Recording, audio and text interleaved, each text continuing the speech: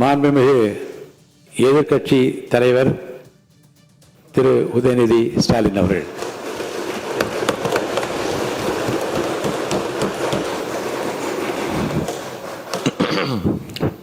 மாண்புமிகு பேரவைத் தலைவர் அவர்களே, துணைத் தலைவர் அவர்களே, முதலமைச்சர் அவர்களே,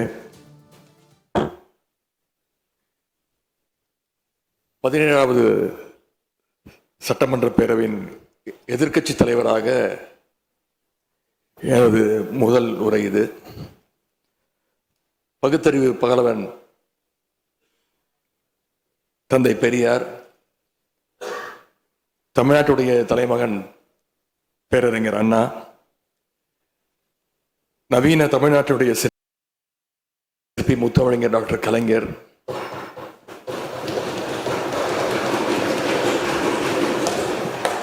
இந்தியாவுக்கே வழிகாட்டிய திராவிட மாடல் ஆட்சியை தந்த திராவிட முன்னேற்ற கழகத்துடைய தலைவர் திரு முத்துவேல் கருணாநிதி ஸ்டாலின் என எங்களுடைய தலைவர்களை எல்லாம் வணங்கி என்னுடைய இந்த உரையை துவங்குகின்றேன். முதல்ல என்னை 2வது முறையாக தேர்ந்தெடுத்து இந்த சட்டமன்றத்திற்கு அனுப்பிய என்னுடைய சேப்பாக்கம் திருவல்லிக்கேணி தொகுதி மக்களுக்கு என்னுடைய நன்றியை நான் இங்கே தெரிவித்துக் கொள்கின்றேன். அதே போல எங்கள் தலைவர் தலைமையிலான திராவிட முன்னேற்ற கழகத்துடைய கூட்டணிக்கு 1,52,82,782 வாக்குகளை தந்த தமிழ்நாட்டு மக்களுக்கு என்னுடைய நன்றியை நான் தெரிவித்துக் கொள்கின்றேன். அதேபோல எங்களுடைய கூட்டணி சட்டமன்ற உறுப்பினருடைய வெற்றிக்காக உழைத்த திராவிட முன்னேற்ற கழகத்துடைய அனைத்து நிர்வாகிகளுக்கும், முத்தமிழறிஞர் டாக்டர் கலைஞருடைய உயிரினும் மேலான அன்பு உடன்பிறப்புகளுக்கும், தோழமை இயக்க தலைவர்களுக்கும் தொண்டர்களுக்கும் என்னுடைய நன்றியை நான் தெரிவிச்சுக்கிறேன். இந்த அவையில என் கூட நின்று எனக்கு வழிகாட்டக்கூடிய எதிர்க்கட்சி துணைத் தலைவர் அண்ணன் திரு KN நேரு அவர்களுக்கும், எங்களுடைய கொறடா அண்ணன் வேலு அவர்களுக்கும், துணை கொறடா அண்ணன் திரு கோவி செழியன், செயலாளர் அண்ணன் திரு தங்கம் தென்னரசு, பொருளாளர் அண்ணன் திரு MRK பன்னீர்செல்வம் ஆகியோருக்கும், கழக சட்டமன்ற உறுப்பினர்களுக்கும் என்னுடைய நன்றியை நான் தெரிவிச்சுக்கிறேன். சட்டமன்றத்தில் நேற்று நாம அத்தனை பேரும் பதவி பிரமாணம் செஞ்சுக்கிட்டோம். அதன் பின்பு இன்னைக்கு முதல் நடவடிக்கையா பேரவைத் தலைவரை இன்றைக்கு தேர்ந்தெடுத்திருக்கிறோம். வரலாற்று சிறப்புமிக்க இந்த சட்டப்பேரவையில் மாண்புமிகு பேரவைத் தலைவராக தேர்ந்தெடுக்கப்பட்டிருக்கக்கூடிய உங்களுக்கும், துணைத் தலைவராக தேர்வு செய்யப்பட்டிருக்கக்கூடிய திரு ரவிசங்கர் அவர்களுக்கும், எங்களுடைய தலைவர் சார்பாகவும் கழக சட்டமன்ற உறுப்பினர்கள் சார்பாகவும் மீண்டும் என்னுடைய வாழ்த்துக்களை நான் தெரிவிச்சுக்கிறேன். மாண்புமிகு பேரவைத் தலைவர் அவர்களே, இங்கே ஏற்கனவே எல்லோரும் குறிப்பிட்டது போல நானும் கேள்விப்பட்டிருக்கேன். நீங்க எப்பொழுதுமே சிரித்த முகத்துக்கு சொந்தக்காரர்னு கேள்விப்பட்டிருக்கிறேன். அது மட்டும் இல்லை, எல்லோருடையும் மிகுந்த அன்போடு பழகக்கூடியவர் அப்படின்னு பலர் சொல்லி நான் கேள்விப்பட்டிருக்கிறேன். இதே சட்டப்பேரவையில் 1980ஆம் ஆண்டு தேர்தலையும் 2011 சட்டமன்ற தேர்தலையும் நீங்க வெற்றி பெற்று ஒரு சிறந்த சட்டமன்ற உறுப்பினராக நீங்க பணியாற்றிருக்கிறீங்க. எனவே பேரவையுடைய மரபுகளும் விதிகளும் உங்களுக்கு புதுசு கிடையாது. நீங்க தேர்ந்தெடுக்கப்பட்ட இப்பொழுது சேர்த்து 3 முறையும் ஆளுங்கட்சி உறுப்பினராக சட்டமன்றத்துக்குள்ள நீங்க வந்திருக்கிறீங்க. இந்த முறை எதிர்க்கட்சிகளையும் அரவணைச்சு செயல்படுகின்ற ஒரு பேரவைத் தலைவரா நீங்க பொறுப்பேற்றிருக்கிறீங்க. அந்த பொறுப்புல ரொம்ப சிறப்பா நடுநிலைமையோடு செயல்படுவீங்க அப்படிங்கிறது தான் எங்க அத்தனை பேருடைய எதிர்பார்ப்பு.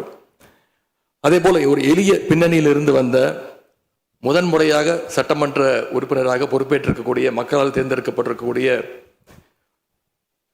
திரு மாண்புமிகு ரவிக்குமார் அவர்கள் பேரவையினுடைய துணைத் தலைவராக உங்களுக்கு உறுதுணையாக இருந்து இந்த அவையை வழிநடத்துவார் அப்படின்னு நாங்கள் அத்தனை பேரும் நம்புகிறோம். மாண்புமிகு பேரவைத் தலைவர் அவர்களே, நம்முடைய மாண்புமிகு முதலமைச்சர் அவர்கள் நேற்று எங்களுடைய தலைவருடைய வீடுகளுக்கும் அனைத்து கட்சி தலைவருடைய வீடுகளுக்கும் சென்று வாழ்த்துக்கள்லாம் பெற்றுக்கிட்டு போனார். அந்த அரசியல் நாகரிகம் இந்த பேரவையிலும் தொடரணும் அப்படிங்கிறதா எங்களுடைய எண்ணம், எதிர்பார்ப்பு. ஏற்கனவே நான் சொல்லியிருந்தாலும் மறுபடியும் சொல்ல விரும்புகிறேன். திராவிட முன்னேற்ற கழகம் இந்த சட்டப்பேரவையில் எதிரி கட்சியா இல்லாம ஒரு ஆக்கப்பூர்வமான எதிர்கட்சியாக நிச்சயம் செயல்படும். எங்க தலைவர் அவர்கள் சொன்ன மாதிரி திராவிட முன்னேற்ற கழகம் என்னைக்குமே ஒரு ஆக்க சக்தி தான். மாண்புமிகு பேரவைத் தலைவர்களே, இந்த பேரவைக்குன்னு ஒரு மிகப்பெரிய வரலாறு இருக்கு. இன்னைக்கு இந்தியாவில் பண்பாட்டு ரீதியாகவும் பொருளாதார ரீதியாகவும் தமிழ்நாடு சிறப்பாக முன்னேறி இருக்கு அப்படின்னா இந்த பேரவையில் நடந்த விவாதங்கள், எடுக்கப்பட்ட முடிவுகள், இயற்றப்பட்ட சட்டங்கள், நிறைவேற்றப்பட்ட தீர்மானங்கள், இதெல்லாம் தான் ஒரு காரணம். பிற மாநிலங்களுக்கெல்லாம் ஒரு எடுத்துக்காட்டாக வழிகாட்டக்கூடிய வகையில் செயல்பட்டு இந்தியாவையே திரும்பி பார்க்க வச்ச சட்டமன்ற பேரவை இந்த தமிழ்நாட்டு சட்டமன்ற பேரவை. அப்படிப்பட்ட இந்த பேரவையில் ஆரோக்கியமான ஆக்கப்பூர்வமான விவாதங்களுக்கு இடம் கொடுத்து ஜனநாயக மாண்புகளுக்கு முக்கியத்துவம் கொடுத்து பேரவைத் தலைவர் அவர்கள் என்றைக்கும் நடுநிலைமையோடு செயல்பட வேண்டும் என்று நாங்கள் அனைவரும் விரும்புகின்றோம். நாம் எங்க ஆளுங்கட்சி எதிர்கட்சி அப்படின்னு எதிர் வரிசையில் உட்கார்ந்திருந்தாலும் தமிழ்நாட்டுடைய வளர்ச்சின்னு வரும்போது நாம் அனைவரும் ஒரே வரிசையில் முன் வரிசையில் நின்று உழைக்கணும்னு நான் விரும்புகிறேன்.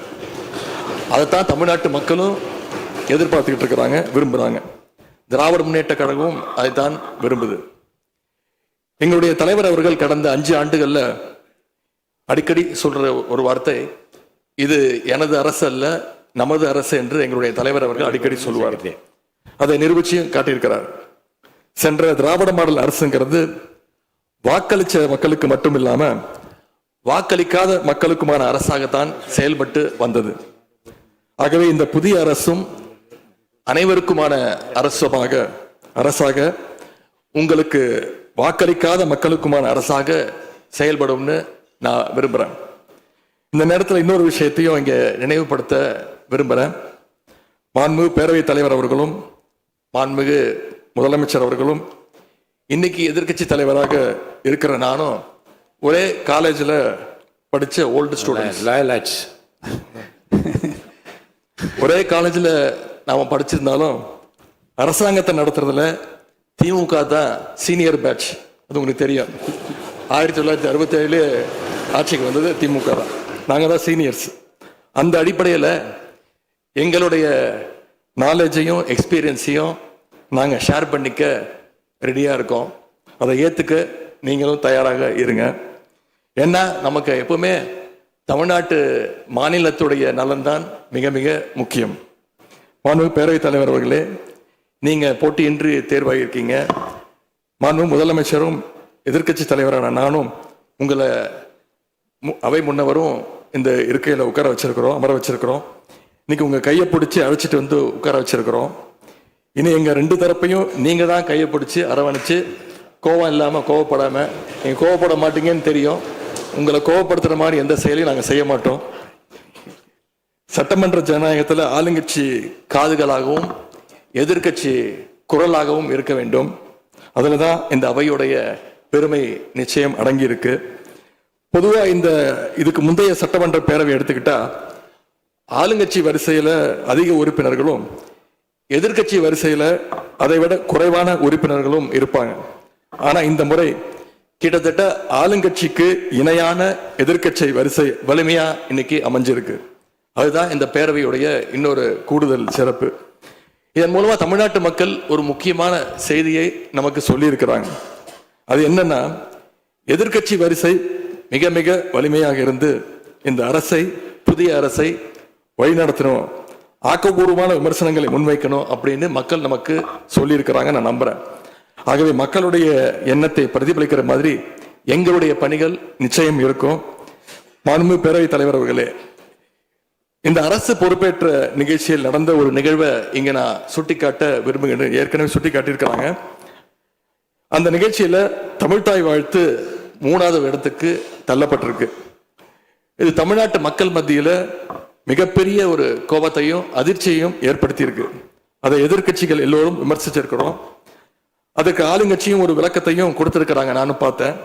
எங்களோட கருத்து என்ன அப்படின்னா, பாஜக ஆட்சிக்கு வந்திருக்கக்கூடிய மேற்கு வங்க மாநிலத்துல பதவியேற்பு நிகழ்ச்சியின் போது வந்தே மாதரம் பாட்டு பாடப்படலை.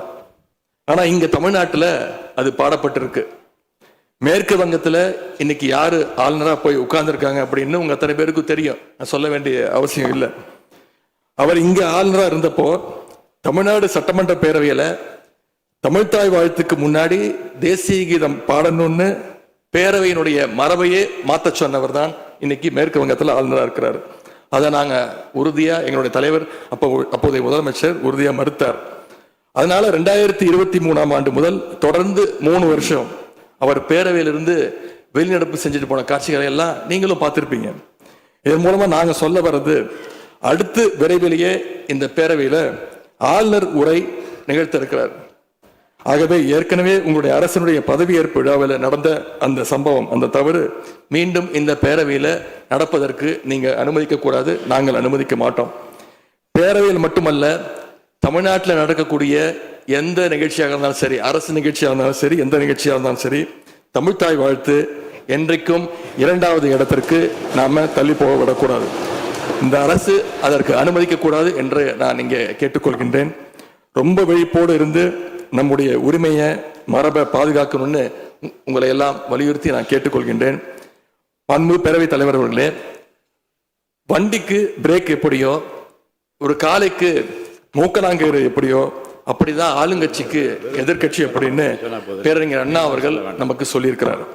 ஆகவே பேரறிஞர் அண்ணா சொன்ன வழியில ஆளுங்கட்சியினுடைய செயல்பாட்டை உற்று நோக்கி உங்களுடைய நிறைகளை, குறைகளை சுட்டு காட்டுகின்ற ஒரு ஆக்கப்பூர்வமான எதிர்கட்சியாக நாங்கள் நிச்சயமாக செயல்படுவோம். இந்த அவைக்கு புதியவங்க, ஃபர்ஸ்ட் டைம் எம்எல்ஏஸ் நிறைய பேர் வந்திருக்கிறீங்க, அதுல மிகுந்த மகிழ்ச்சி. அதே போல ரொம்ப வருடங்களுக்கு பிறகு நிறைய பெண் சட்டமன்ற உறுப்பினர்கள் இங்க இடம்பெற்றிருக்கிறீங்க, அதுல எங்களுக்கு கூடுதல் மகிழ்ச்சி. அத்தனை பேருக்கும் மீண்டும் என்னுடைய வாழ்த்துக்கள். தமிழ்நாட்டுடைய உரிமைகளுக்காகவும் வளர்ச்சிக்காகவும் நாம எல்லாரும் சேர்ந்து ஒன்னா பயணிப்போம்.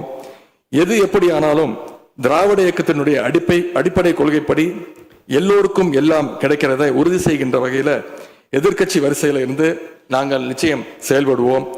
நடந்து முடிந்த தேர்தலில் ஆட்சி அமைப்பதற்கான பெரும்பான்மையை ஆளுங்கட்சிக்கு மக்கள் வழங்காமல் போனாலும் திராவிட முன்னேற்ற கழகத்துடைய தலைமையில் தேர்தலை சந்திச்சு வென்ற தோழமை இயக்க சட்டமன்ற உறுப்பினருடைய ஆதரவோடு ஆட்சி அமைத்திருக்கக்கூடிய புதிய அரசிற்கும் மாண்பு முதலமைச்சர் அவர்களுக்கும் என்னுடைய வாழ்த்துக்களை நான் மீண்டும் தெரிவித்துக் கொள்கின்றேன்.